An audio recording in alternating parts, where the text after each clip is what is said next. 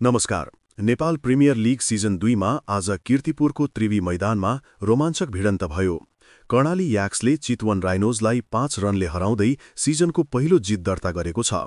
आजको खेलमा चितवन राइनोजका कप्तान कुशल मल्लाले टस जितेर पहिला बलिङ रोजेका थिए। कर्णाली याक्सले निर्धारित 20 ओभरमा मात्र 3 विकेट गुमाउँदै 186 रनको चुनौतीपूर्ण योगफल खडा गर्यो। कर्णालीको इनिङ्सको सबैभन्दा ठूलो हाइलाइट रह्यो भारतीय ब्याट्सम्यान प्रियाङ्क पञ्चालको विस्फोटक ब्याटिङ। उनले मात्र 48 बलमा 90 रन प्रहार गरे। उनको इनिङ्समा आक्रामक स्ट्रोकहरूको वर्षा भयो। अन्तिम ओभरहरूमा नन्दन यादव र मार्क वाटले पनि उपयोगी रन जोडेका थिए।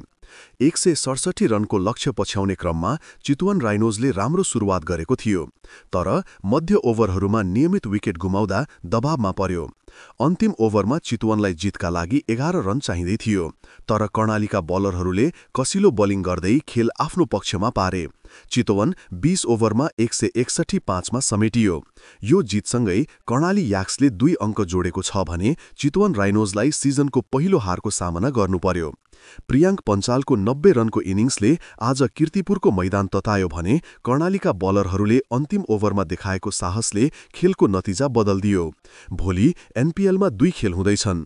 पहिलो खेल लुम्बिनी लायन्स र पोखरा अभेन्जर्स बीच तथा दोस्रो खेल जनकपुर रोयल बोल्ट्स र सुदूरपश्चिम रोयल्स बीच हुने तालिका छ।